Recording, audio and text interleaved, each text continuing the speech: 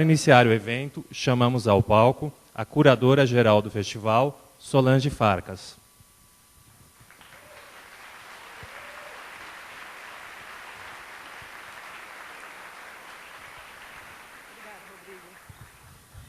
Bom, boa tarde a todos. É um prazer enorme e eu quero agradecer a presença de todos vocês aqui hoje, nessa tarde especialíssima, nesse momento importante do festival que passa, que tem ampliado o seu escopo, que passa de um festival historicamente identificado há 26 anos como um festival de videoarte, nesse momento abre a sua grade de programação e o seu foco de ação para a arte contemporânea, desse circuito geopolítico do mundo.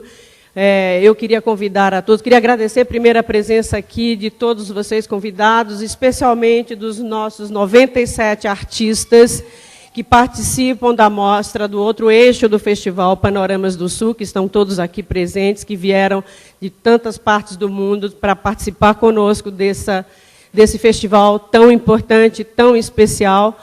E, claro, agradecer ao SESC, e agradeço também, em nome do SESC e do Vídeo Brasil, essa edição especial, que o festival se expande não só para o SESC Pompeia, para o SESC Belenzinho, seu lugar central, onde está acontecendo a mostra Panoramas do Sul, para a qual eu convido todos vocês a visitar. E agradecer também o nosso novo parceiro, importante parceiro, para realizar conosco essa exposição tão importante, ter a presença do Olafu Eliasson aqui, que é o Marcelo Araújo, da Pinacoteca do Estado, que vocês viram hoje a exposição do Olafu. A exposição do Olafu está expandida em 3 espaços na cidade de São Paulo, aqui no SESC Pompeia, que vocês já viram que é uma ocupação integral desse prédio, no SESC Belenzinho e na Pinacoteca do Estado. Eu quero agradecer enormemente a generosidade e o prazer enorme de ter trabalhado com o Olafu, em especial ao nosso curador convidado, Johan Voltz, que fez um trabalho incrível e que eu queria convidar subir aqui ao palco, junto com o Olafu Eliasson, para falar para vocês. Muito obrigado a todos e, por favor, vejam o festival.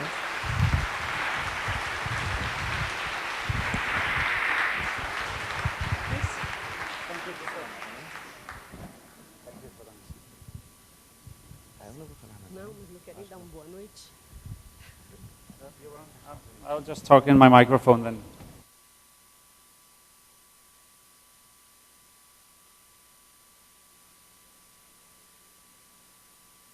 For this very nice invitation to come to Sao Paulo and make an exhibition for all of you and with all of you.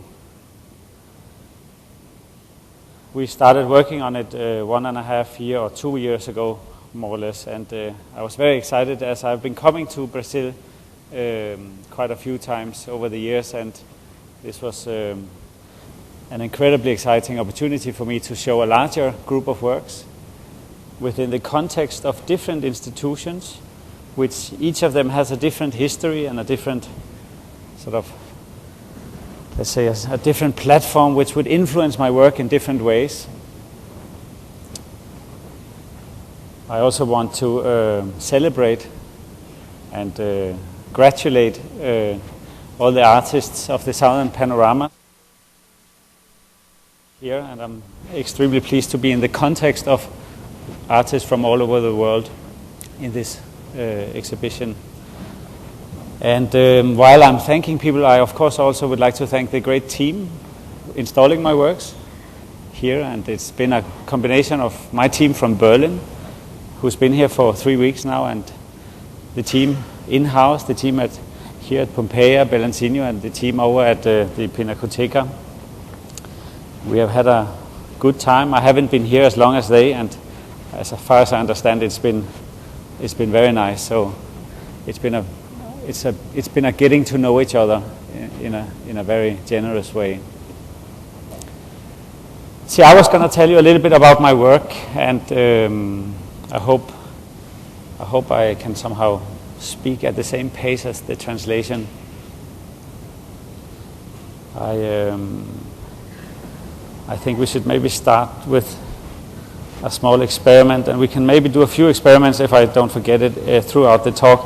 And if you want to try with me a small giggle experiment, you know, like a small laughter. The thing is, if we pretend to... De que a gente ri, a nossa cabeça não sabe a diferença, o cérebro não sabe se estamos rindo porque estamos fingindo ou se estamos realmente felizes. Então, se você fingir que você está feliz, você cria alegria, melatonina e o químico que o sorriso produz. Alguém sabe na plateia qual é esse químico do cérebro? Dopamina. Será a dopamina? Endorfina, sim. Obrigada, endorfina. Vamos então começar com uma risadinha. Por favor, segura as suas mãos. Então vamos tentar todos rir. E vamos tentar rir baixinho e depois nós vamos aumentar estes risos e vamos sorrir e rir ao longo da minha palestra. Então, por favor, levante a mão. 1, 2, 3 e...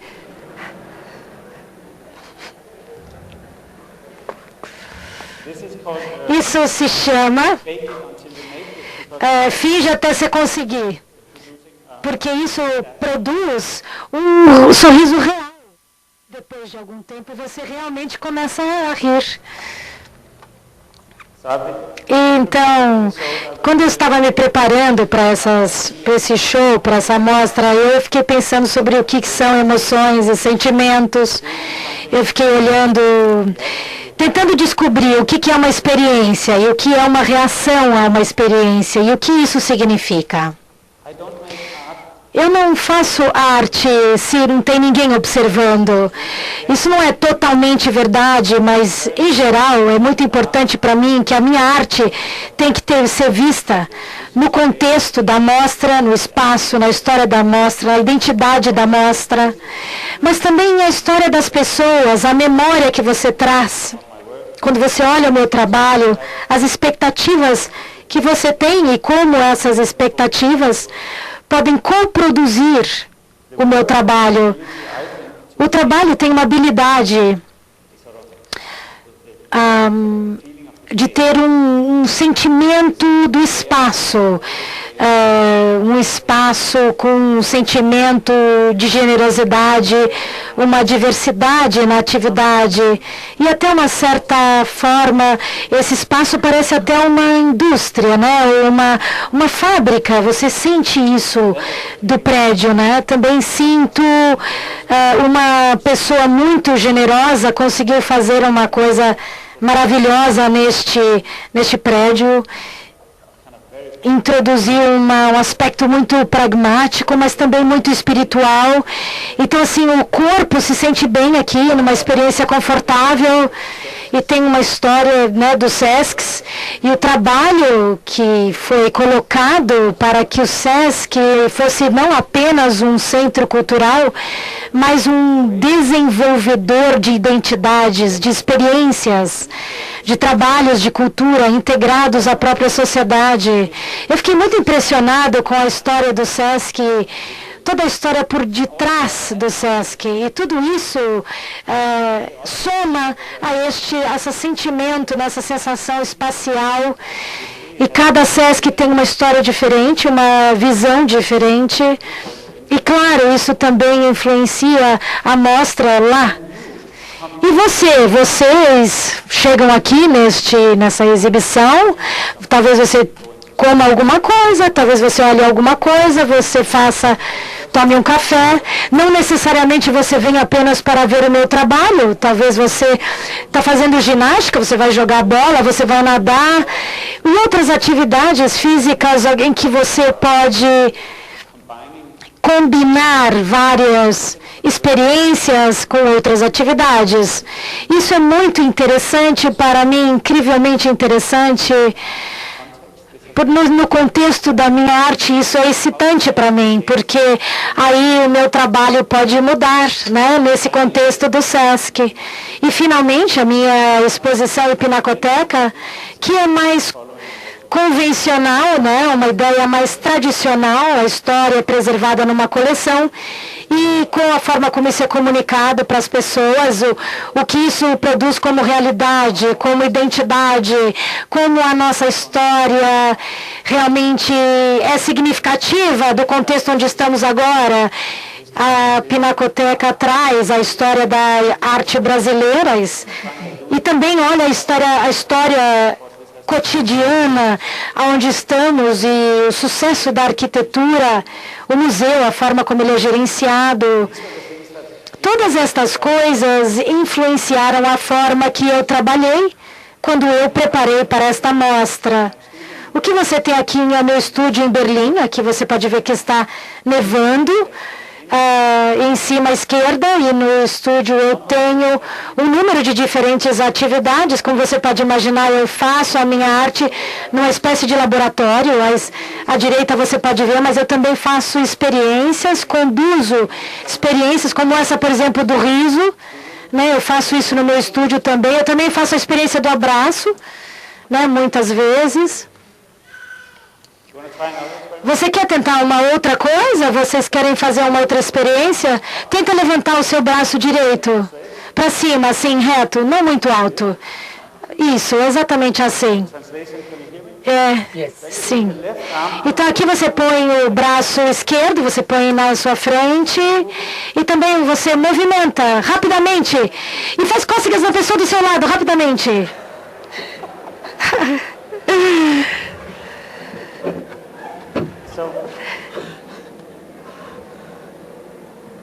Bom, então a gente faz isso no estúdio, viu?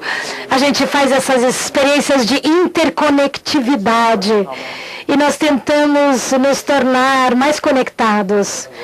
Nós tentamos trabalhar com os sentimentos. E tem um espaço no estúdio que é uma escola. Você vê ali na imagem à direita, tem um departamento na Universidade em Berlim, é uma escola de arte essencialmente, mas nós fazemos lá também, investigamos como fazer a arte. Os artistas hoje são muito bons nisso, mas eu quero descobrir o porquê fazer arte, por que uma pessoa faria arte e quais são as consequências de fazer arte. Eu acho que é muito importante fazer arte, eu acho que você pode mudar o mundo através da arte. Não, provavelmente não. Você não vai conseguir, mas eu acredito que é uma linguagem que pode penetrar um diálogo muito saudável. Esta é a forma como eu vejo. Deixa eu mostrar alguns exemplos do meu trabalho. Abre para mim. Ups.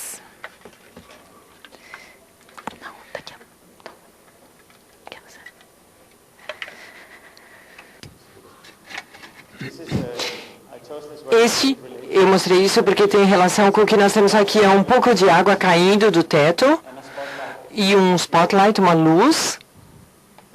Ambos os lados estão iguais.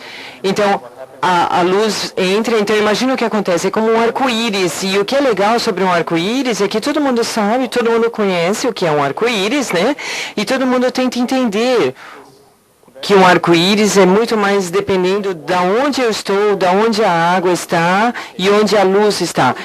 Então, isso significa que eu entendo também que se eu ficar parado aqui olhando para o arco-íris, a pessoa, talvez parada ali, talvez não enxergue o arco-íris e talvez eu veja um arco-íris diferente, dependendo do ponto de visão. Talvez nós podemos, se você fechar os seus olhos no arco-íris, talvez o arco-íris realmente não é do facho de luz, mas talvez da vista, da visão para o sol. Então, talvez a pessoa ao seu lado talvez produza um outro tipo de arco-íris. Então, como muitos fenômenos que nós temos, é muito interessante que sugere que nós juntos, nós podemos compartilhar as experiências, nós temos uma experiência coletivamente falando, e o que isso é individualmente falando? Nós temos experiências subjetivas que não são celebradas da mesma forma que coletivamente falando. Mas se você se mudar, por exemplo, nesse caso, o seu próprio arco-íris se muda com você. E o que é interessante, como esses fenômenos naturais aqui também, Mesmo que você não concorde, alguém pode vir e falar, eu não sei, eu não gosto desse arco-íris, mas talvez o tempo, o clima, eu não gosto quando chove. E eu digo, eu gosto quando chove, porque aí eu posso falar com a pessoa. Então pense no clima, no tempo.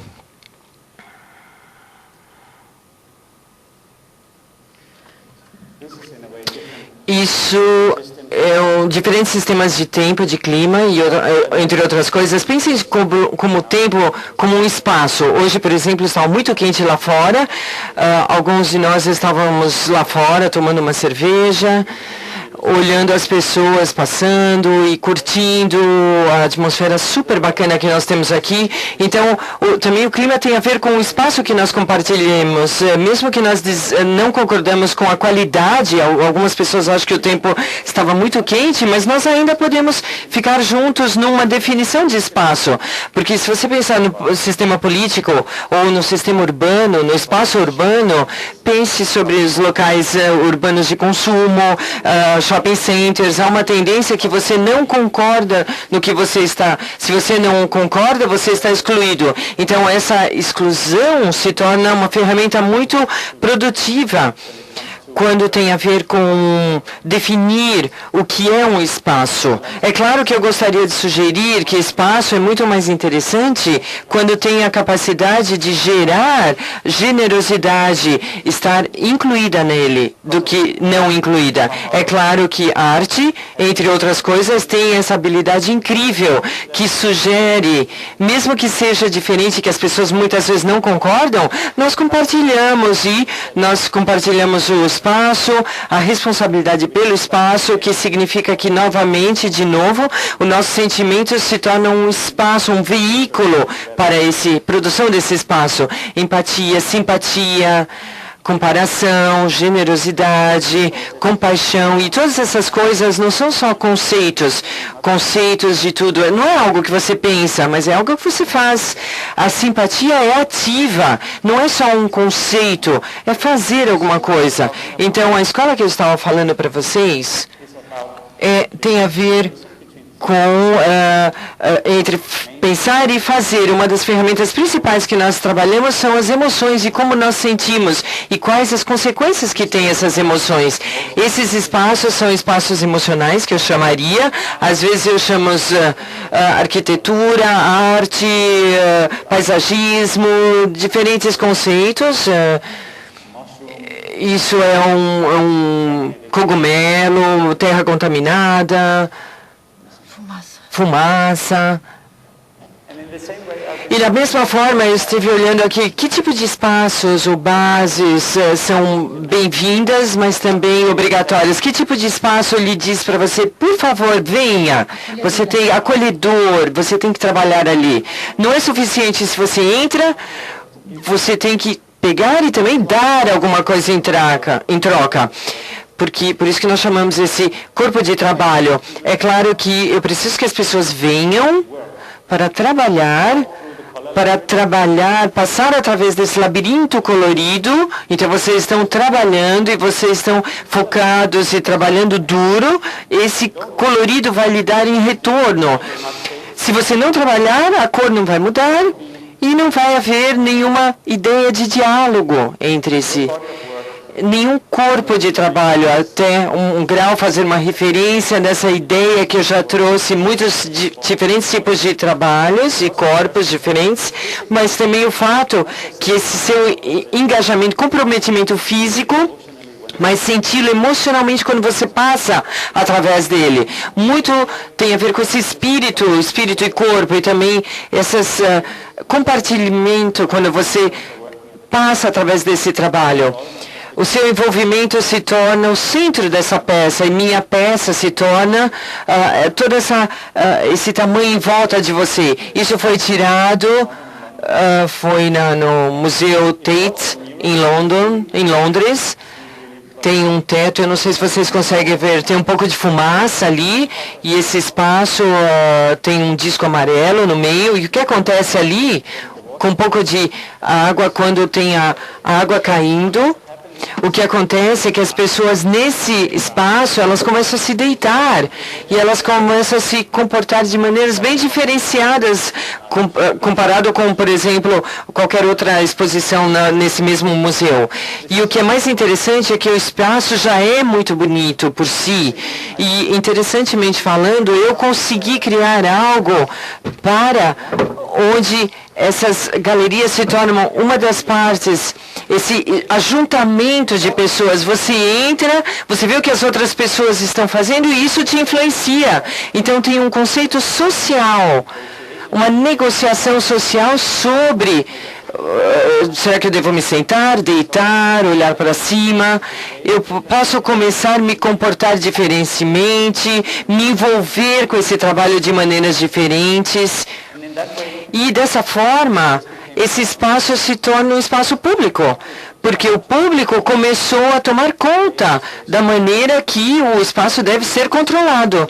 Isso significa muito importante, especialmente quando nós tentamos pensar, tudo não é privatizado, todas as coisas ali, esse é o espaço privado, esse não. Então nós tentamos a pensar, meu espaço privado em casa está aqui, então tem outro espaço privado ali, onde outra pessoa mora, e nesse entre meio tem um espaço público. Mas é muitas vezes difícil fazer espaço público confortável como seu próprio espaço privado. Então, esse espaço público se torna insensível. Insensível, que significa que você não pode senti-lo. Se você não pode senti-lo, você também não compartilha ele. Então você fecha esses sentimentos. Essa responsabilidade de sentimentos não é algo que você está planejando, que a cidade planeja. É a responsabilidade da maneira que você caminha pelas ruas e compartilha esse espaço com outras pessoas. Esse espaço público muito reflete os valores democráticos que você quer encontrar no seu país. Então eu estive muito obcecado com essas ideias que também os museus, exposições, até um certo grau, as áreas públicas que nós compartilhamos, nós exercitamos esse sentimento de compartilhar um espaço. Também é um exercício. É uma experiência de atividade, de conexão.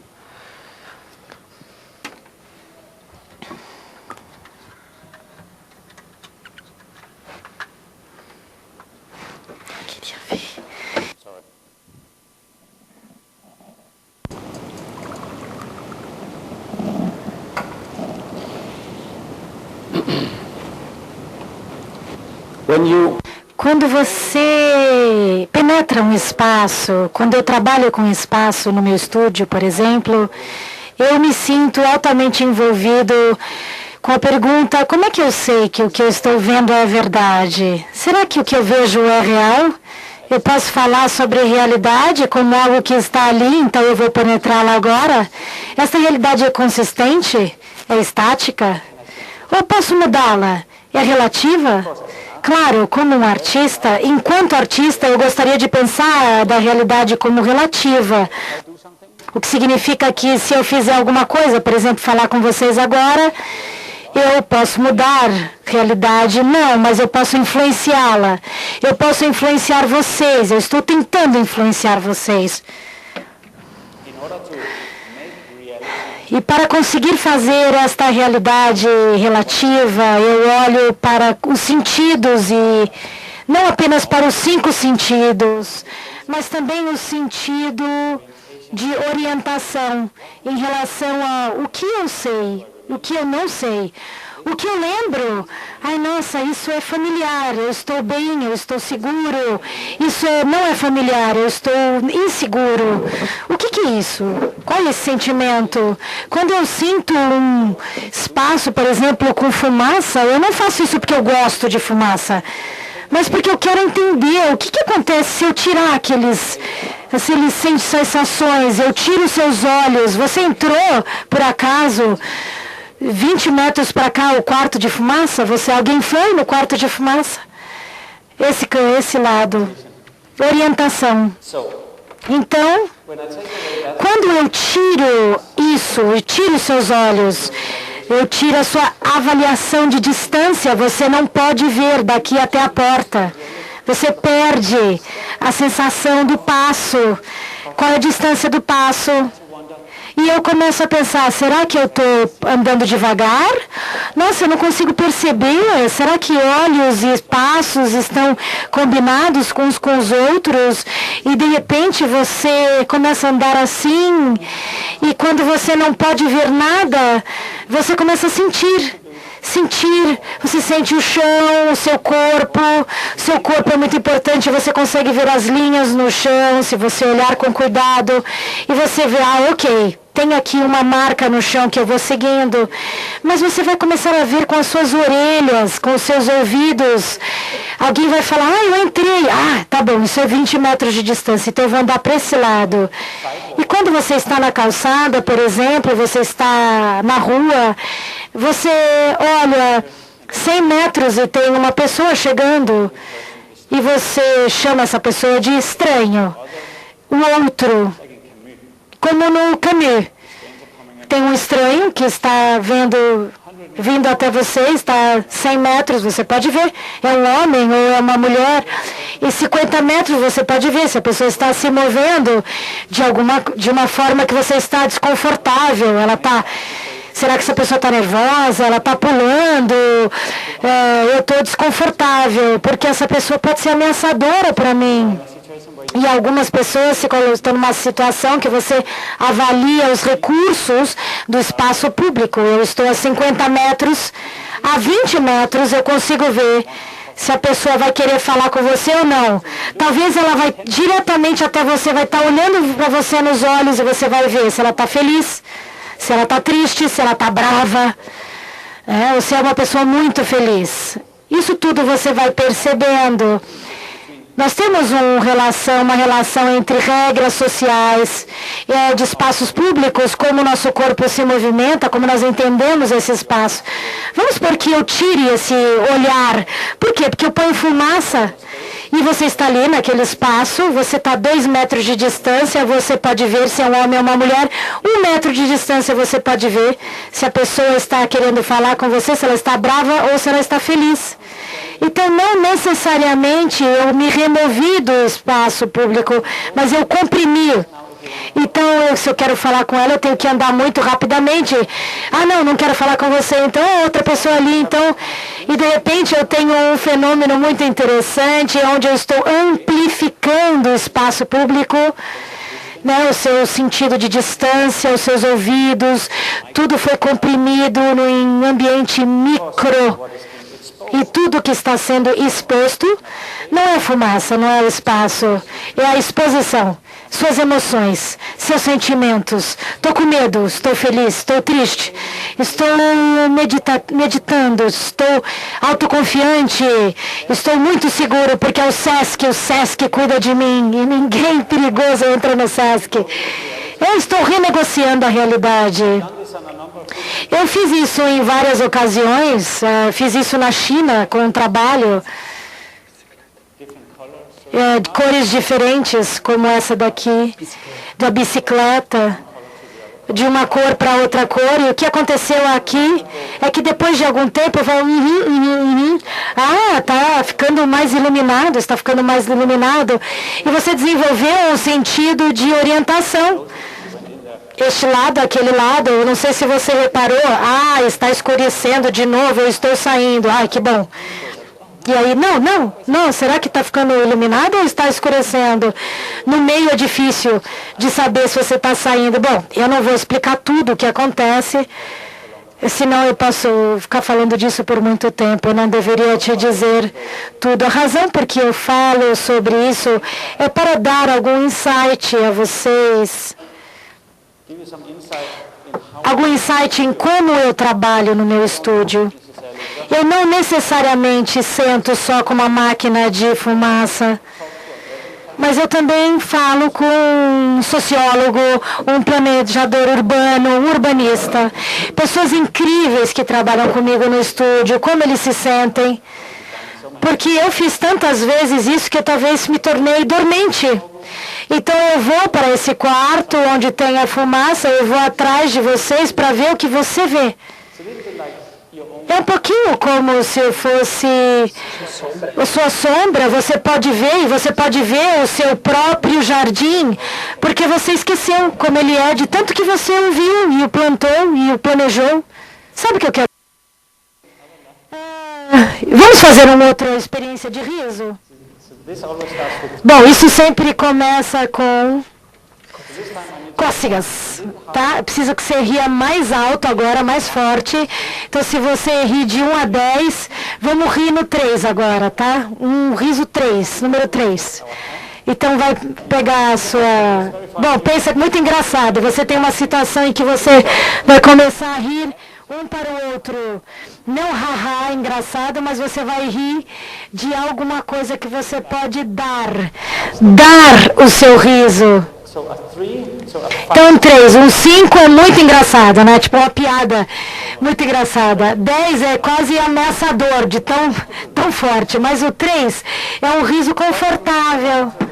É um riso assim, de conforto. Alguém que você sabe, conhece bem, que falou uma coisa engraçada, relativamente engraçada. Quando eu falar 3, as pessoas vão começar a rir, tipo número 3, tá? 1, 2, 3. É muito legal isso.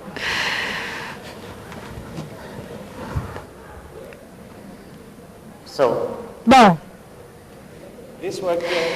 esse trabalho aqui,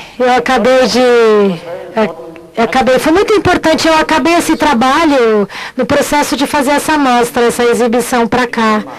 Isso eu fiz na Dinamarca, foi no Museu de Aarhus.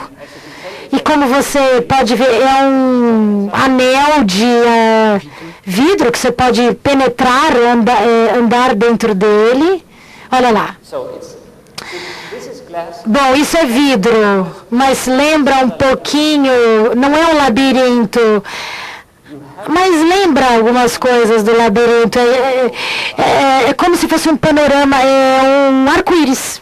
Se você andar para o laranja, para o azul, do verde para o amarelo, e você percebe porque você está andando, e daí de repente você começa a perceber a relação entre os passos e as cores. Muito simples, você se torna uma espécie de veículo. E o que você vê está no seu próprio corpo, você começa a ver com os seus pés. Tem um número de outras coisas que acontecem, mas se você estiver num espaço laranja, os seus olhos começam a desenvolver o complementar, que é o azul. Então, depois de 2 minutos que você está parado ali, tem tanto azul no teu olho que o laranja ficou branco, né? Porque o teu olho, o teu cérebro pensa assim, não, isso não é possível, então corrige. Então você olha e o laranja parece desaparecer, e aí você olha, procura o laranja no amarelo, e você começa a andar, mas você tem azul nos olhos, e aí o amarelo parece verde, porque é uma mistura o que está no teu cérebro com o teu olho, e tecnicamente falando, é uma combinação do que está dentro e fora, e quem vê a mesma coisa, assim como o arco-íris que você viu. A gente pode falar, ver, por exemplo, é uma coisa subjetiva. Você nunca vê nada da mesma forma que outra pessoa. Eu acho isso muito interessante.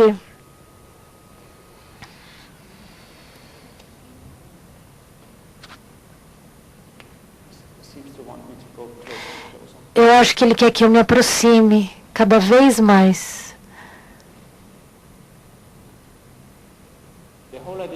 A ideia de se mover, claro, tem a ver com o tempo.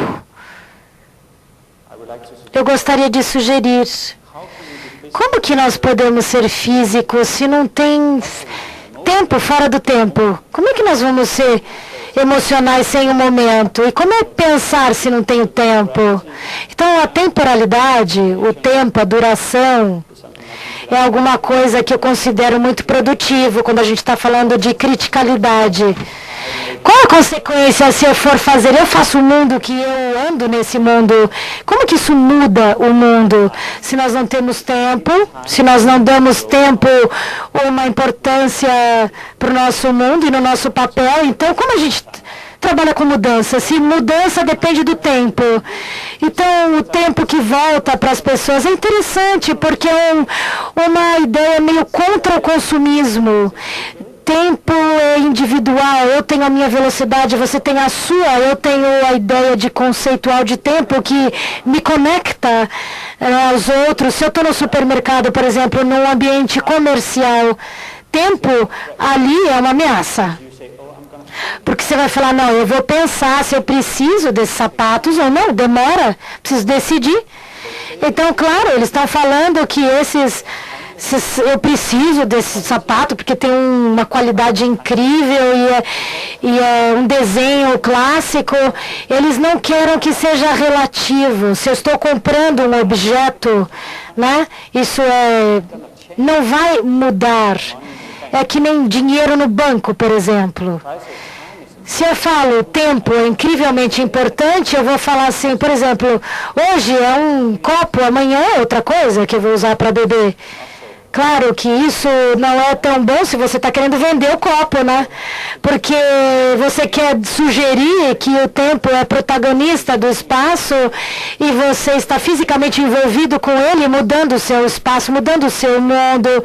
Espaço é um veículo crítico e um crítico componente. Isso sou eu, exercitando temporalidade num parque em Berlim. Você vê a mulher está andando rapidamente e ela está olhando, será que esse cara é uma ameaça para mim? Interessante, ela não está morrendo de medo, porque ela, eu estou andando, né? Eu estou andando devagar.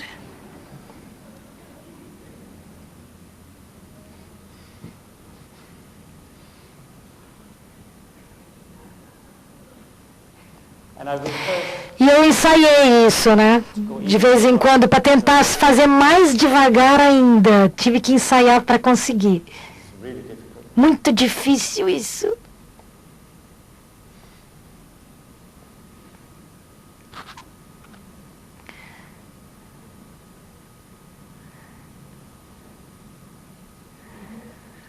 Ai. Bom. Então, normalmente, eu diria, isso deveria ser uma qualidade, que um espaço tem diferentes tempos no mesmo tempo. Alguns vão rápido, outros vão devagar. A ideia é que você pode fazer com que as coisas andem mais devagar, né? Você permitir o espaço para pensar de forma crítica. Será que esse é um espaço amável? Será que ele tem os recursos que eu preciso? Você pode pegar a possessão daquele espaço e ir devagar, fica mais fácil receber isso. Interessante, na cor do labirinto, tem uma tendência, as pessoas perdem orientação. Eu estou perdido. Eu me perco. Eu sei que isso é uma sensação, mas os adultos sabem, bom, eu estou no SESC, eu estou protegido, tem um guarda ali, eu não vou me perder. Mas as crianças não sabem, eles vão assim, uau, eu estou perdido.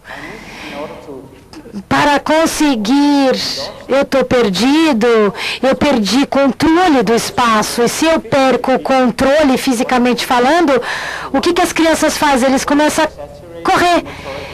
Eles exageram a atividade motora porque é uma relação de ameaça, então as crianças começam a correr lá. É legal correr. E fica assim, mais estimulante. Você amplifica o estímulo. Mas também tem um elemento de medo. Um medo alegre. Um medo alegre, como se você estivesse no espaço público, na rua.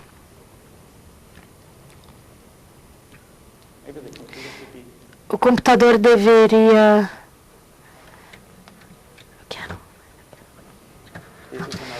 Isso é uma outra experiência de tempo que eu fiz.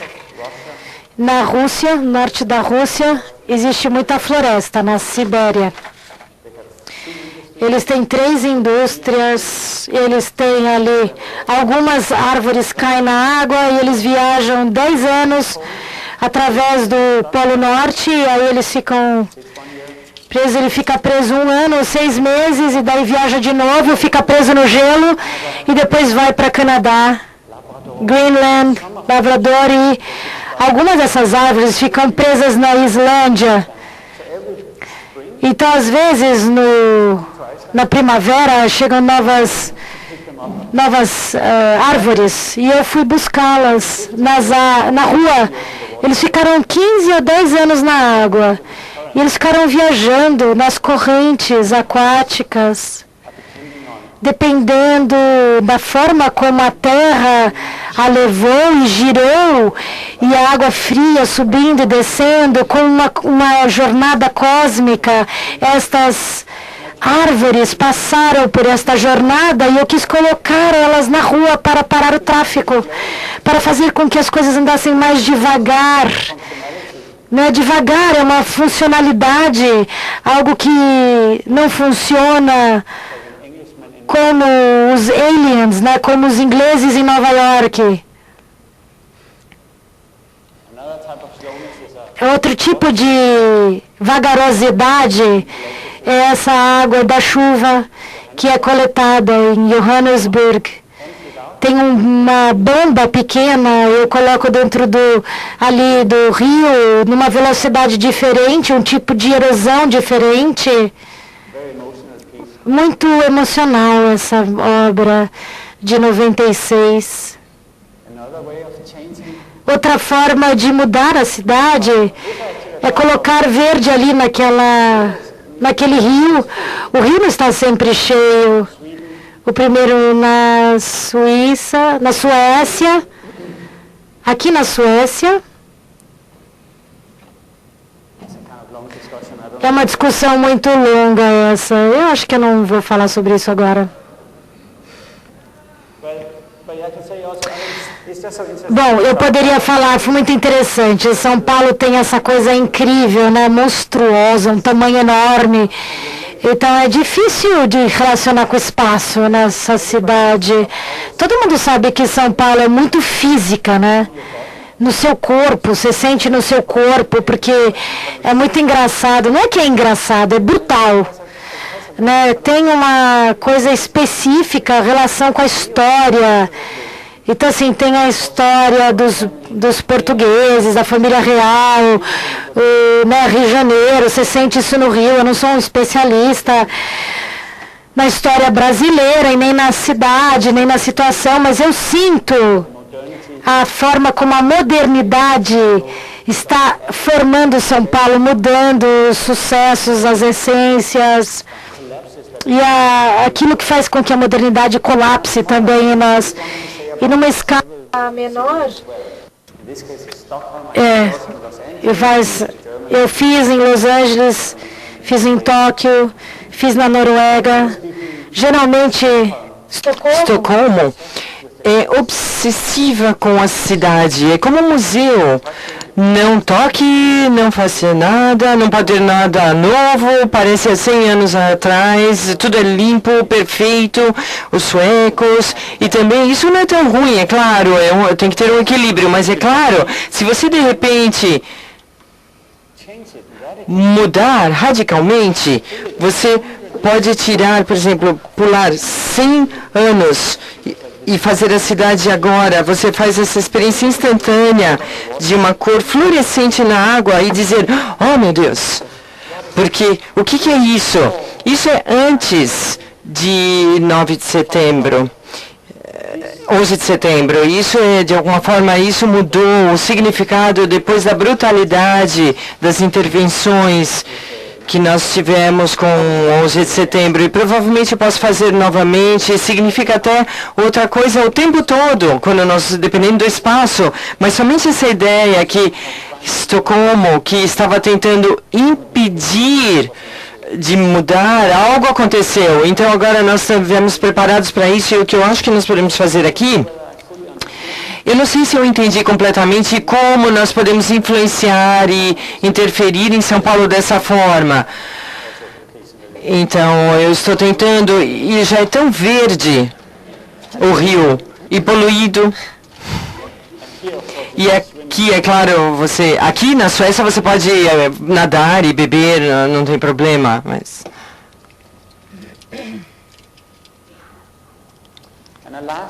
E o último é um trabalho que eu fiz num espaço público, exterior. Isso é a parte baixa de Manhattan, é no Rio East. Tem várias fotos ali, East River. Vocês do Brasil sabem que quando vocês olham para uma cachoeira, você também podem dizer qual a distância ela está da água que realmente cai da fonte. Se está caindo muito devagar, é uma cachoeira muito grande. Então, olhando a água, é um indicador temporal. Se você vê a distância, você também pode ver, sentir no seu corpo.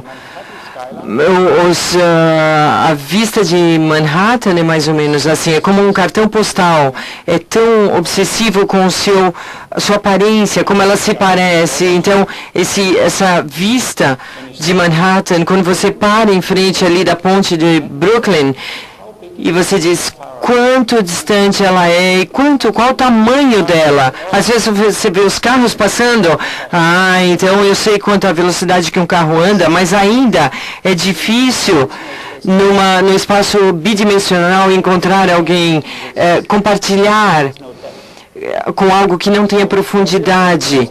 Então, colocando essas cachoeiras... Além do fato de que eu acho que as cachoeiras são uma coisa maravilhosa, eu acho que uma coisa que eu fiz ali nos anos 90 foi tenho um muito bom sentimento, e você sabe que está ali. Faz a mesma coisa, o mesmo tipo de sentimento, nos introduz um número de qualidades, e aqui nesse caso, eu estava tentando fazer o que talvez seja um pouco, emocionalmente falando, um espaço privado dentro de um espaço público. Então, a água é algo que nós compartilhamos, a qualidade da água é algo que nós podemos ganhar dela como um recurso. Há pequenas discussões sobre isso, grandes discussões. A questão é como nós podemos preencher o ambiente, pensar nesse ambiente e assim por diante. Então, há várias questões que são interessantes. Mas olhem para esse filme, por exemplo, como vocês veem. Então, de repente, vocês podem ver como ampla, quão grande é essa cachoeira e essa ponte. Então, aí nós temos um instrumento de medida.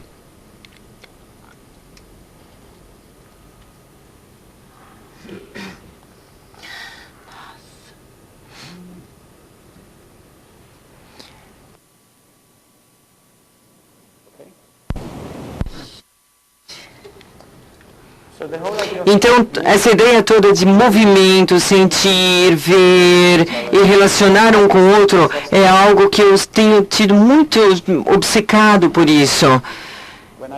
Quando eu tive o meu primeiro show em Brasil, foi em 98, eu comecei a trabalhar desde 97, por 2 meses.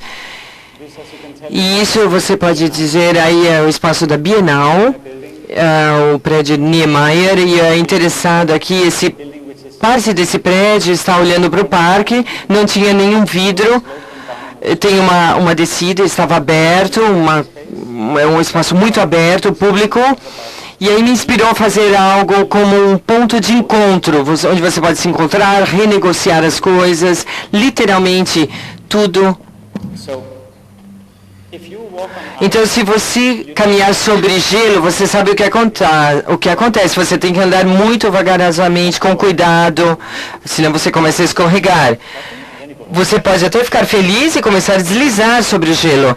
E isso eu achei que foi um piso muito saudável para esse tipo de experiência. Então, atividade física, eu acho que tem uma qualidade social muito interessante. É claro, veja, ela está olhando para todo mundo e ela está olhando como as pessoas estão olhando para ela também. Então tem esse elemento que se você se movimenta diferentemente, você começa a se encajar com outras pessoas de maneira diferente. Você começa a dar boas-vindas, a acolher as pessoas. Então tem um fenômeno social muito grande envolvido aí nesse composição com os corpos. E eu acho que é bacana dizer que normalmente quando eu falo sobre essa peça especialmente, honestamente, havia muitas pessoas que nunca sabiam o que era andar sobre gelo. Muitos de vocês sabem o que é gelo e todo mundo tem esse conhecimento, mas havia alguma coisa não mística ali. Então todo mundo diz, é uma pista interessante de gelo, ok. Mas aí eles, gelo? Ok. Aí eles começam a correr e novamente eles começam a falar, não pode correr, há problemas também que podem acontecer. Mas aí eles sobem no gelo. E vejam, os outros artistas, eles estavam correndo, mas talvez o pintor lá do lado não ficou muito feliz porque todo mundo saiu correndo para a pista. Mas quando as pessoas subiram no gelo, elas pensaram, gelo, eu sei, mas aí algumas pessoas até sentaram. Está gelado, né? Mas é tão quente em São Paulo, então eles começaram a se sentar no gelo. E depois de um minuto eles dizem, eu estou me molhando. Epa! Então, havia diferenças, um pouco diferentes entre conhecimento mental e físico. E a experiência, então, foi muito devagar, a experiência física. Não tinha muito gelo em São Paulo, não há muito gelo em São Paulo. Vocês acham que eu estou generalizando agora?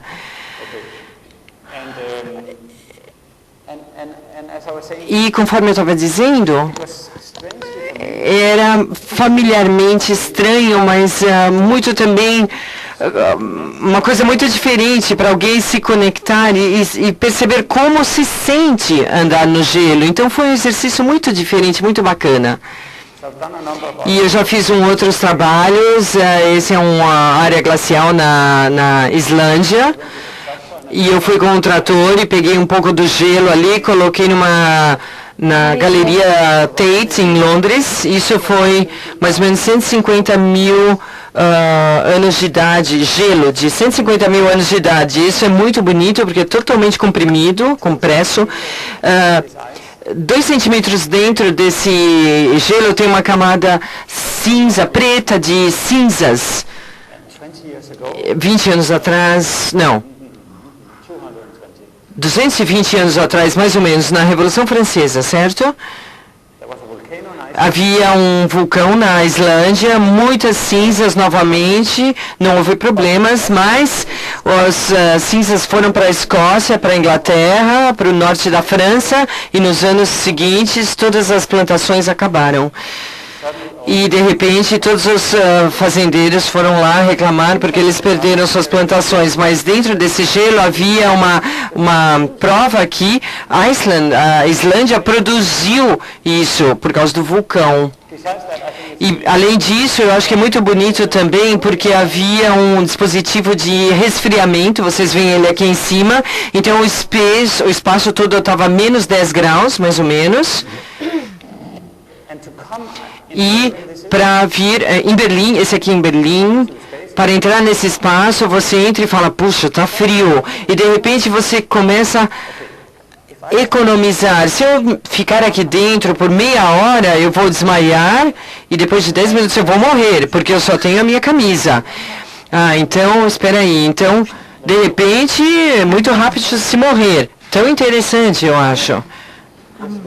Então, quando você começa a pensar isso, você vai assim, e você se torna mais ou menos...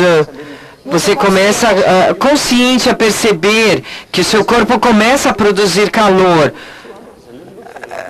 Essa sala, por exemplo, é mais ou menos 25 graus, mais ou menos de 100 a 80 graus, mais ou menos, mas muito calor. O corpo começa a produzir. Então, quando a galeria estava cheia de pessoas, havia essa vibração entre o tempo, porque até o resfriador não conseguia deixar a sala resfriada por porque tinha tantas pessoas dentro da sala e começava a esquentá-la. Eu já fiz muitas experiências espaciais, modelos. Essa exibição que eu tenho aqui, existem várias miniaturas no meu estúdio também. Eu já tentei fazê-la em pequenas... eu tive experiências, oportunidades de desenvolvê-la de uma maneira mais maior. Ideias como essa, por exemplo, que é um conteúdo aberto, de uma casa aberta, e consegui contribuir com a fachada do prédio. Às vezes os experimentos são pequenos e muitas vezes grandes, e eles podem cobrir toda uma fachada de um prédio. Isso ainda é um modelo. Não é porque é fora da realidade, não quer dizer que não seja um modelo. É maneira de se olhar como um modelo da realidade que nós achamos que possa ser bom. E talvez amanhã nós vamos pensar, não, vamos fazer um outro modelo de realidade, então.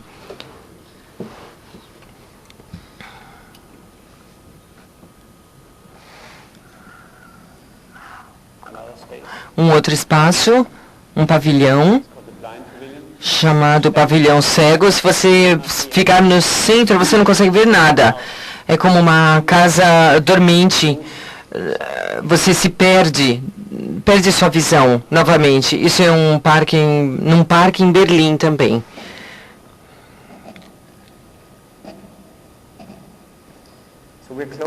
Então, nós estamos próximos ao final. Eu acho que nós podemos fazer... Eu não falei coisas muito engraçadas para preparar, mas eu tô interessado na maneira como vocês se forçam a rir. Então, eu gostaria de pedir para vocês entrarem nessa experiência, numa experiência agora diferente. Então, agora se vocês... Então, 7, 6, 7, 8. O que vocês se sentem agora mais com uma risada número 5? É muito saudável. E vocês não quiserem fazer, tudo bem. Não riam, mas é muito, quimicamente falando, é como tomar um copo de caipirinha. Então, nós vamos tentar um pouco, vamos ter ambição agora, sermos ambiciosos. 7 requer também uma atividade física. Então, ou nós ficamos de pé agora. Então, por que vocês, por favor, se levantem.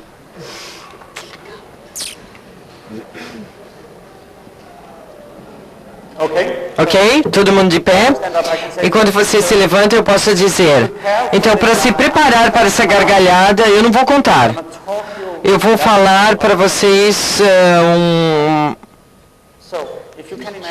Vocês podem imaginar, debaixo do piso aqui, não ainda no seu corpo, debaixo do piso, há algo que eventualmente pode se tornar uma gargalhada, mas ainda não entrou nos seus pés ainda. Então eu acho que é uma boa coisa que vocês podem fazer, é só respirar fundo, dar uma respirada bem profunda. E também já é um exercício coletivo aí. Então vamos agora pensar, eu vou falar aqui a gargalhada, pensem no número 7. Talvez crie uma locomoção física. Eu não sei como vocês vão fazer isso, mas vamos pensar sobre algo. Se vocês agora se focarem debaixo dos seus pés, peguem sua atenção debaixo dos seus pés, pensem sobre o espaço dentro do piso ali. Debaixo do teu pé. E depois sintam-se esse sentimento nos seus pés, quase cócegas, intensamente entrando nos seus pés. E quando eu chego ali, e aí começa... Tente sentir esse sentimento nos seus quadris, e de repente entra na sua barriga, e de repente ele entra no peito, de uma maneira muito volumosa. E aí... Oh, muito obrigado, eu estou muito contente. E agora, deixa eu continuar um pouco. Deixa eu continuar. Ai.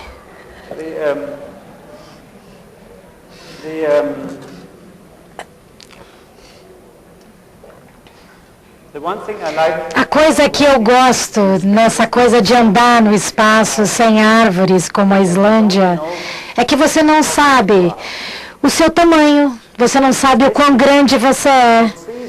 As árvores nós conhecemos como um símbolo, então eu olho para uma árvore e eu digo, sim, eu consigo ver a distância da árvore, não está muito longe, ou está, ou blá, blá, blá. Mas se você pega um ambiente, uma paisagem, como por exemplo pedras, esta pedra está... Você tem muito obsidian no Brasil também. E na Islândia também. Eu sei porque eu comprei algumas pedras iguais a essas. Obsidian, os primeiros espelhos que os romanos foram para a África, e o general Obsidius, ele trouxe da Etiópia um vidro negro e ele poliu, e isso foi o primeiro tipo de espelho utilizado. Muito tempo, né, na história.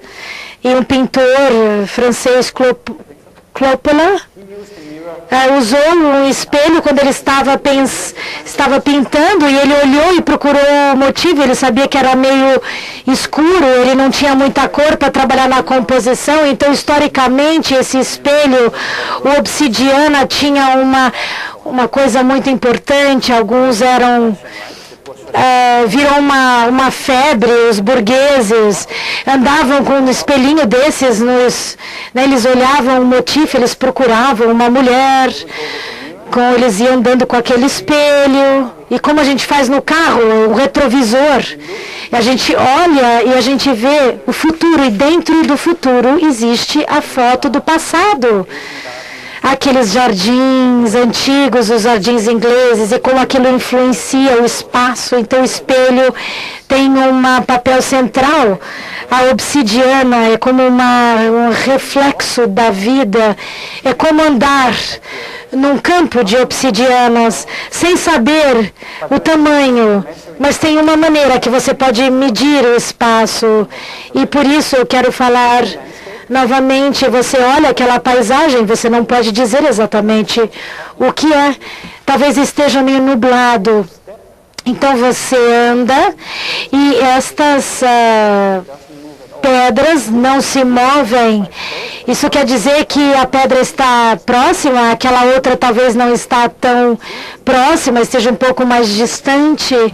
Um passo permitiu que você dê profundidade ao espaço, e se o espaço tem profundidade, ele é negociável, ele é constituível. Nós criamos realidade simplesmente por caminhar nela. Então, nesse caso, com os meus alunos, nós nos exercitamos andando em espaços que são pouco reconhecidos.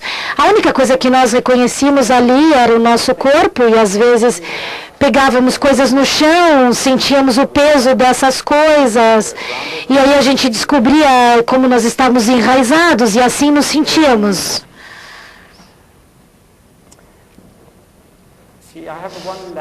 Eu tenho uma experiência última. Será que nós temos tempo? Isso não é engraçado.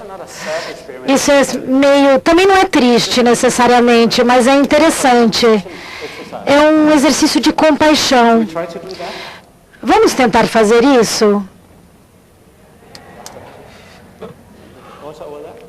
Vamos fazer aqui também? Ou vou fazer só desse lado? Ai, é tão estranha essa coisa. Parece que tem um espelho aqui, um lado, outro. Ele agradeceu pelo riso. Essa experiência é mais ou menos como um conceito de dar algo, compartilhar. Eu tenho que lembrar como é que era. Eu acho que era sobre exercitar a habilidade de partilhar, empatizar. Algumas pessoas pensam como compaixão como algo quase religioso, porque a palavra é utilizada, mas para mim não é. Compaixão não é religioso. Compaixão é algo que é incondicional. Empatia não, eu entendo como você se sente, tá bom, eu também me sinto assim, você está triste, eu também estou triste, eu não necessariamente vou tentar te fazer feliz. A compaixão é que eu posso ver que você está sofrendo, eu vou te ajudar neste teu sofrimento, eu vou tentar te deixar feliz, então é diferente. Como um todo, não é como uma discussão assim, eu estou exercitando isso um pouco. Bom, em outras palavras, essa experiência nós vamos tentar conseguir cuidar. Dar cuidado, cuidar. Isso é uma experiência abstrata, não tem nada a ver com a pessoa que está sentada do seu lado ainda, mas agora se nós tentarmos respirar, mas geralmente se a gente faz rapidamente, tenta sentir a presença, se sinta muito presente. Eu estou nesse corpo, eu sinto as minhas costas, eu me sinto como eu me sinto, é um sentido, é uma sensação de sentido, é o sentimento do sentimento. Então agora você está pensando por uma pessoa que gosta muito de você. Talvez você pense numa pessoa que você recebeu muito amor desta pessoa. Pode ser um pai, uma mãe. Pode ser um pai ou uma mãe que morreu. Pode ser uma esposa. Pode ser alguém que estava muito próximo ou que está longe. Escolha uma pessoa. Imagina todo o cuidado e o amor que você recebeu desta pessoa ao longo dos anos. E imagina um cuidado acumulado. Imagina como se esse cuidado ocupasse um espaço dentro de você ao longo desses anos. E ele foi crescendo. E todo aquele cuidado, todo aquele amor tem uma forma dentro de você. Tenta entender como que essa forma se sente. Talvez no seu corpo, talvez na sua barriga, talvez no seu corpo inteiro. O cuidado que essa pessoa que te deu todo este amor está agora posicionado dentro de você. Segure esse sentimento por um segundo. Pensa sobre a pessoa. E sente como é sentir isso. E agora, tente, devolva esse amor todo à pessoa. Ela pode estar viva, ela pode estar longe. Talvez esse é um sentimento muito bom que você pode agora devolver.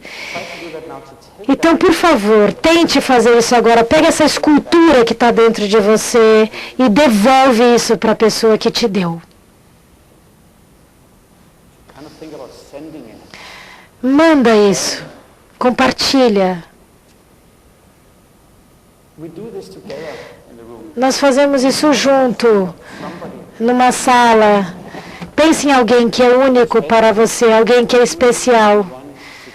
Mas nós fazemos na mesma situação, todos na mesma hora. Então pensa que você está mandando essa quantidade enorme de cuidado, de compaixão para o mundo, com uma explosão assim, que sai daqui. Isso é uma experiência tão linda essa, porque eu acho que é o tipo de sensação que são tão raramente exercitados, e não é tão fácil exercitar isso, né? É uma sensação que foi usado pelos ditadores, pelas ideias totalitárias. É perigoso a sincronicidade, especialmente se eu estou aqui no meio falando isso, mas é uma coisa incrivelmente linda. Eu gostaria de acabar a minha palestra assim. Obrigada.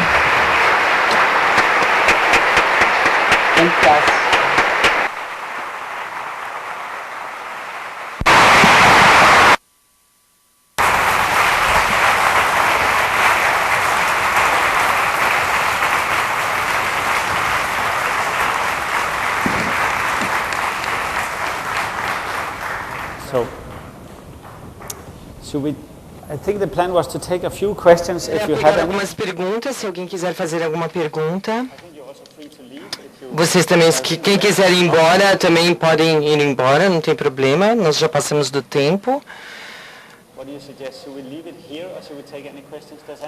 Ou se alguém tem alguma pergunta, gostaria de fazer alguma pergunta?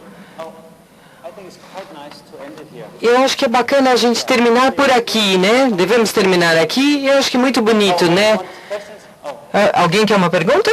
Sim? Como nós fazemos as perguntas, então? Tem muita luz aqui, eu não consigo enxergá-los.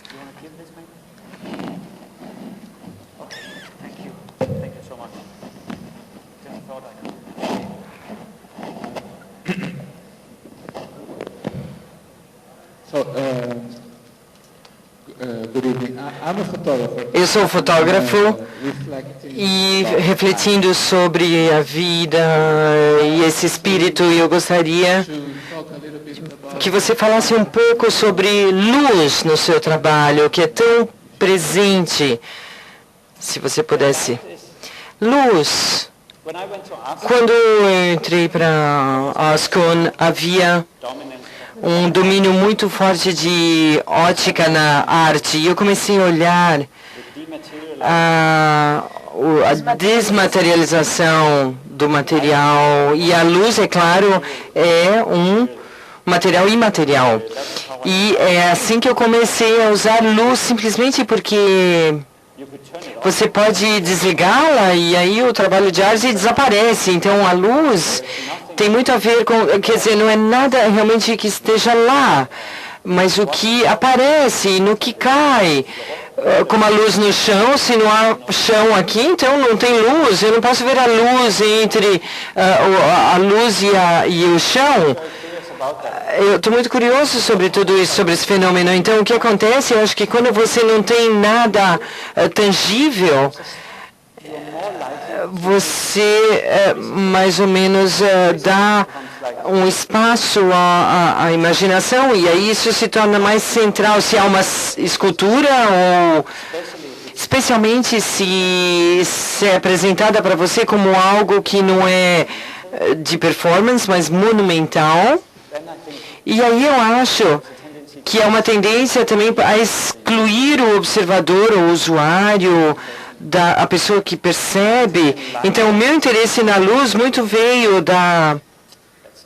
vamos dizer, desse uso da criticismo lógico e como o corpo do espectador se torna um trabalho de arte. Isso não é totalmente verdadeiro, mas é mais ou menos. Então, a luz se torna um produto muito perfeito para isso.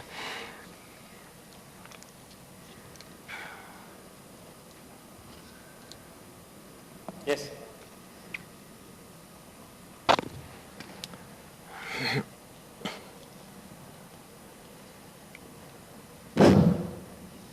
Okay. In your research about Na sua pesquisa sobre as experiências no espaço, eu tenho essa pergunta: qual a sua relação com as drogas? Você considera as drogas um tipo de instrumento para investigar esse tipo de experiência física? no drugs. Drogas. LSD, stuff like that. Drogas? Drogas? Engraçado. Eu pensei que você falou grama, como num campo de futebol.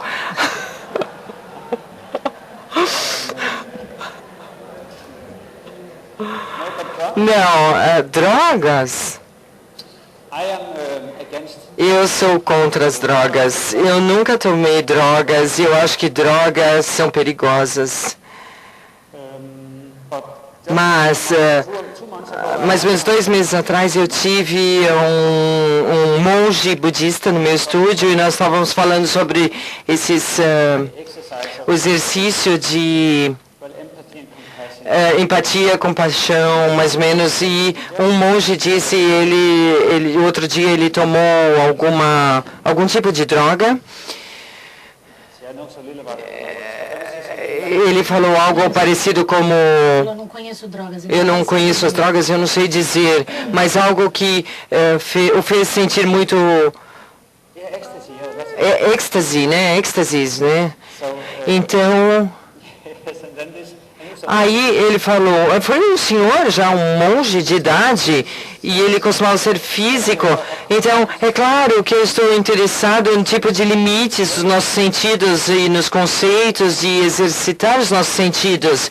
Nós temos a tendência de ficarmos dormentes se não usarmos os nossos sentidos.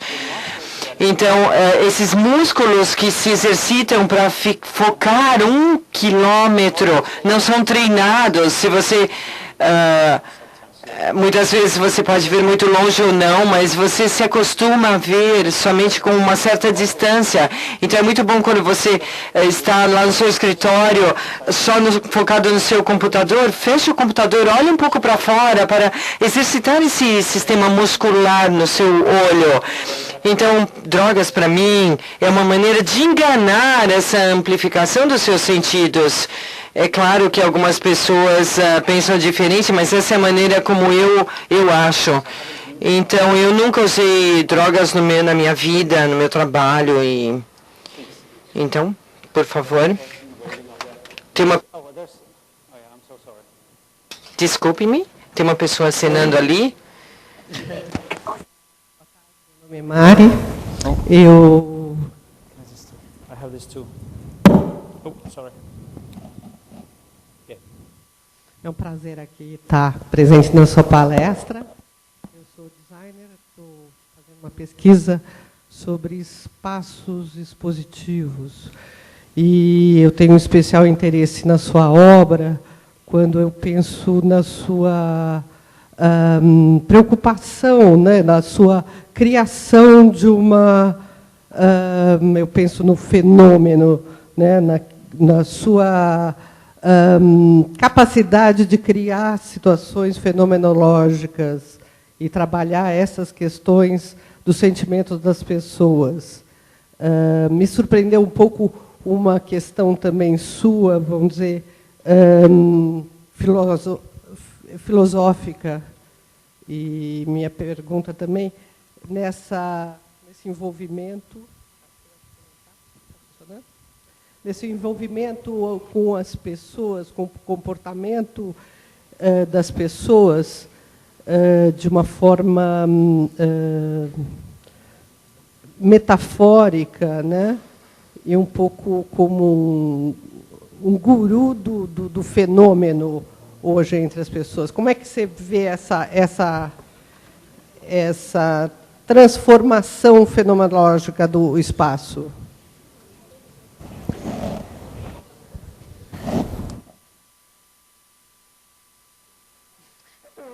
Bom, obrigada por essa pergunta. Eu acho...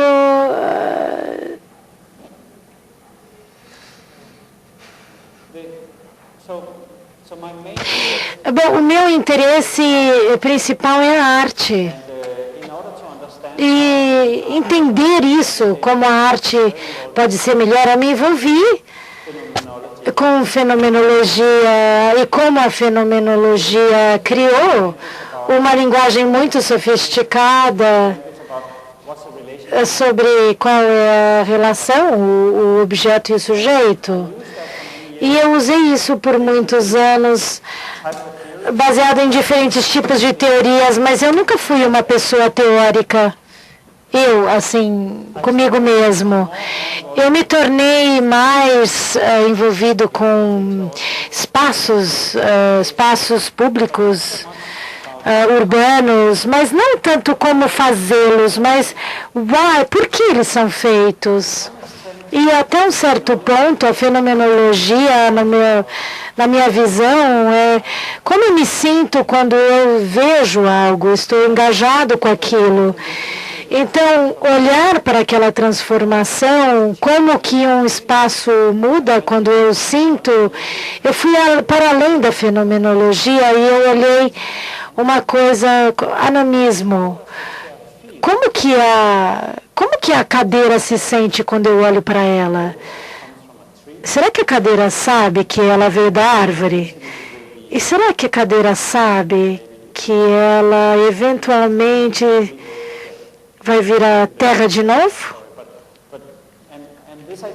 Essa ideia que as coisas não são objetos, mas as coisas são relacionamentos.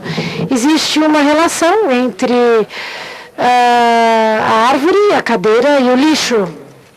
Então eu estou pensando, eu não tenho uma resposta ainda, mas eu estou pensando até que ponto a gente pode. E eu não sou um guru, eu sou um de vocês. Isso é o que a gente, até que ponto a gente pode ver intersubjetivamente ou interobjetivamente entre as pessoas e o trabalhador que fez aquela cadeira, que cortou a árvore, o artesão, os que venderam, as pessoas do marketing, será que elas foram exploradas? Será que foi bem utilizada? Alguma terminologia? Acho que eu estou mais interessada em criar essa plataforma, tentar entender as consequências. Né? Eu posso falar com um sociólogo sobre isso, Bruno Latour, por exemplo, talvez você conheça ele. Ele acha que a fenomenologia é um monte de egoísta. É sempre o subjetivo, eu. Não é eu. Eu não sou um intelectual para saber se isso é verdade ou é mentira. Mas a gente tem que introduzir, partilhar, compartilhar, dividir. Da onde vem a árvore? Da onde vem a cadeira? Se a gente vai ter um relacionamento, por exemplo, com o clima, a gente precisa entender qual é a situação de hoje, a situação de onde está vindo, para onde está indo. Se a gente tiver uma relação física com o futuro, nós vamos desenvolver um senso de responsabilidade coletiva. Essa é a transformação que me interessa. E eu não tenho certeza que o meu trabalho está chegando nesse ponto. Eu às vezes fico pensando qual é a linguagem que eu devo achar para conseguir encontrar isso. E eu não sou diferente de ninguém. Então essa, não sei, foi uma resposta muito vaga para uma pergunta. Eu acho que você é um guru, sabe? Eu acho que todo mundo é um guru. Eu acho que é um guru coletivo. Um conceito de guru coletivo. CGC.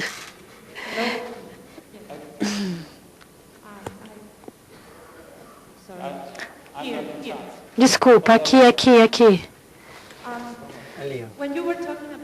Quando você falou essa última imagem, quando você falou dos espelhos obsidianos, você pode explicar a sua ideia sobre a ideia de espelho, reflexão, criar ilusões com espelhos?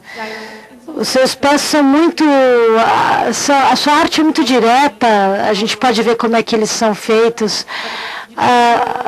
Mas você cria ilusões, né? Fenômenos assim, ilusórios, ao mesmo tempo. Então eu estava particularmente movida pela sua arte com espelhos caleidoscópicos. Essas máquinas caleidoscópicas que você mostrou lá na Pinacoteca, com cores e espelhos. Você pode falar um pouquinho sobre essa ideia do reflexo como um fenômeno, essa multiplicação do reflexo? Utilização do espelho. É um pouquinho como o gelo. Todo mundo sabe, todo mundo tem no seu espelho, no seu banheiro, mas não tem nada particular, mas você pode ver o espaço em volta. Imagina se você tem um espelho e mais nada. O que será que o espelho ia aparecer? Também não ia ter nada ali, né? Dessa forma, o espelho também é como a luz, né? Precisa de outras coisas para existir. Isso, todos nós sabemos mais ou menos como o espelho funciona. Ele reflete, né? Mas mesmo assim é muito fácil enganar esse cérebro. E em cima da mesa redonda, dentro da biblioteca, existem planetas com esferas. E tem meias esferas, estão presas naquele espelho e a cabeça pensa que é uma esfera inteira, o cérebro. Mas você está numa situação que, de fato, assim, quando eu faço a minha arte, por exemplo, sim, espelho, duas esferas, parece uma só. Você também se torna um artista, né? Quando você está ali. Não quase, você se torna um artista, porque você refaz o trabalho no teu cérebro. E isso você fala, puxa, é interessante, isso não era mágica. Antes de fazer o trabalho, eu já conseguia descobrir. Não tem truque, não tem segredo. Como que eu posso dizer? Eu não queria te enganar, eu te dei toda a história, eu fiz transparente para você. Por isso é interessante essa coisa do espelho, mostra coisas que nós não pensamos. Claro que existe muitas coisas muito sofisticadas, que eu não consigo pensar agora, falar nada sofisticado sobre o espelho. Porque eu não tenho mais cabeça para pensar agora. Por favor, você tem mais alguma pergunta? Talvez mais uma pergunta só.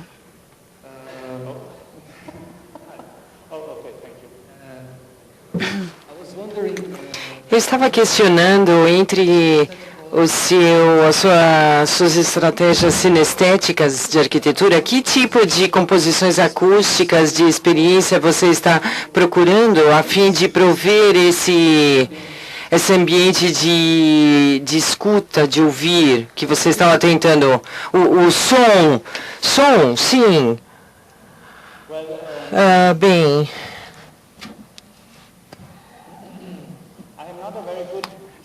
Eu não sou especialista de som muito bom, mas tem muito trabalho de arte que envolve som, mas há som de qualquer forma.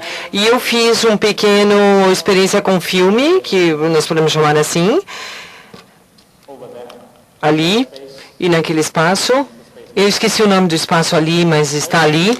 E há um filme, se você notar, algumas partes têm som e outras são em silêncio. Então, as partes de silêncio, o som se torna o som de fora. E de manhã, especialmente quando tem muita... É muito bacana ver, por exemplo, o som das pessoas passando nas ruas ali fora. E eu acho que isso é tão bonito, mas no...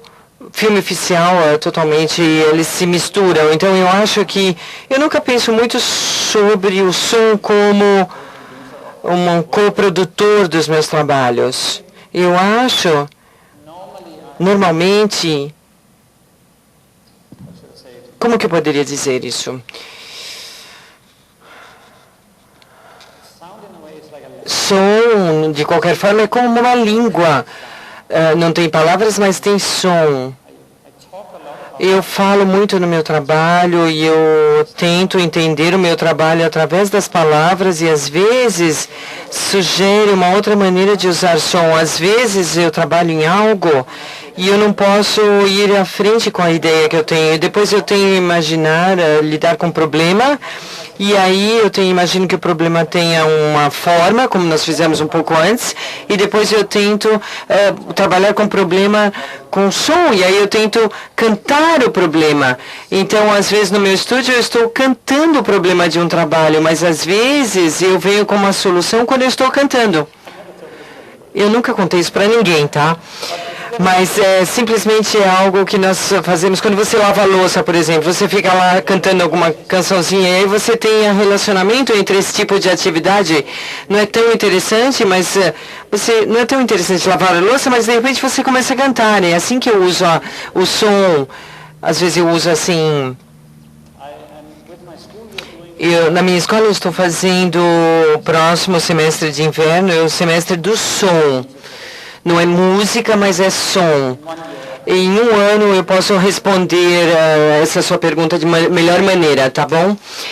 Isso vai me ensinar muita coisa agora. Então, a última pergunta. Você medita, talvez a fim de desenvolver a sua percepção de espaço e tempo, ou para se focar nisso? Pode perguntar novamente. Se você pratica meditação a fim de desenvolver sua percepção de tempo e espaço. Eu faço um pouco, sim. Não sou muito bom nisso, mas estou trabalhando para isso. Não estou fazendo o suficiente, mas eu acho que é interessante. Eu não sei exatamente como que isso pode ser descrito, mas eu acho que é uma tendência global para exercitar essa capacidade mental, diferentes tipos de meditação. Em muitas cidades há até bares de esquina que fazem meditação e você tem esse novo tipo de consumerismo, de meditação. E os monges que eu estava lá com eles alguns meses atrás, eles falaram, é muito bacana, é como as pinturas nas cavernas no começo, parecem muito estranhas, atrapalhadas. E aí, depois de 2000 anos, é claro, os budistas, 2000 anos para eles não é nada. E aí eles falam, então talvez essas pessoas vão se tornar mentes ativas completas. E eu acho que é um sinal de que a nossa sociedade está altamente egoísta, contra altruísta. Então é um sinal que nós precisamos da meditação para se aliviar do estresse e muitas vezes entrar em performance. Esses cursos de liderança, esses treinamentos se tornam ainda mais, muitas vezes até de questões de medo. Eu contratei 200 pessoas, agora eu estou estressado. É mais um alívio da responsabilidade também. Eu estou tentando meditar de uma maneira mais terapêutica, não sou muito bom nisso, eu tento entrar em contato com a minha mente, endereçar esses problemas, mais presente. É um diferente tipo de uso da meditação, é uma ideia. Agora que eu vou falar algo que está no final do que eu estou dizendo, mas imagine que você medite. Eu não vou fazer uma experiência agora, mas imagine meditar, por exemplo. E aí você, de repente, no estado de meditação, você volta ali e você pensa em algo que você se arrepende de não ter feito, ou deveria ter feito melhor, ou qualquer coisa que te traumatizou, talvez um pequeno trauma, um microtrauma, talvez um grande trauma, talvez você até atropelou alguém com seu carro, bateu em alguém. Então aquilo está no seu corpo, você medita e você então percebe o que aquele sentimento faz para você. Então meditação pode ser um foco em algo que você volta ali na história, você volta no seu subconsciente. E é um trabalho duro, não é às vezes muito bom, mas ainda é uma meditação. E você está tentando resolver uma coisa que aconteceu 10 anos atrás. Você está tentando resolver aquilo e aí você tem de alguma forma, você não pode mais mudá-lo, mas você recompôs esse seu relacionamento a isso e volta ao dia de hoje. Então isso é bacana, mas você também pode meditar de outra forma. Você pode também meditar, e isso que eu estou exercitando, isso não dá ainda muito certo, mas você também pode meditar o fato de pensar que daqui a 20 anos você estava meditando, você volta para o dia de hoje, neste momento, nós estamos sentados aqui, e eu estou dizendo o que eu estou dizendo agora, porque daqui a 20 anos, eu voltei e eu disse, esperava ter dito isso, e agora eu estou dizendo. Então eu estou meditando para o futuro. Então, dessa forma, nós também podemos criar decisões do momento agora para o nosso futuro. E eu acho que é tão difícil fazer algo quando você sente que isso é a coisa certa para fazer para o futuro. Eu já falei sobre esses traumas, por exemplo, mas isso é como você trata as crianças, como você trata as suas crianças hoje, a maneira que você mostra a elas sentimentos é a maneira que vocês as formam para o futuro. Então, isso é muito interessante. Então, eu acho que dessa forma, uma das grandes desafios é criar um tipo de linguagem no qual nós nos sentimos confiantes com o futuro. Muitas vezes eu me sinto sem confiança com o futuro. Não que eu não seja otimista, eu sou otimista, mas ainda o futuro é tão abstrato ainda. Esse foi meu final. Muito obrigado. Thank you so much. Muito obrigado, muito obrigado.